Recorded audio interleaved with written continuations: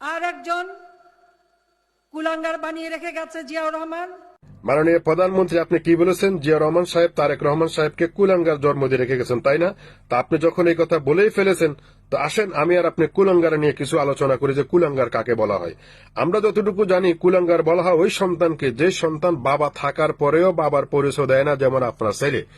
আমরা কুলাঙ্গার বলতে ওই সন্তানকে বুঝাই যে সন্তান বাবা মা থাকার পরেও মুসলিম পরিবারের সন্তান হয়েও একটা খ্রিস্টান পরিবারে বিয়ে করে, যেমন আপনার ছেলে। আপনি আপনার ছেলেকে বাধ্য সন্তান বানাতে পারেননি, আপনি আপনার ছেলেকে কুলাঙ্গার সন্তান বানিয়েছেন। আর আপনি তারেক রহমান সাহেবকে নিয়ে কথা বলছেন, তারেক রহমান সাহেবের জন্ম পরিচয় নিয়ে কথা বলছেন।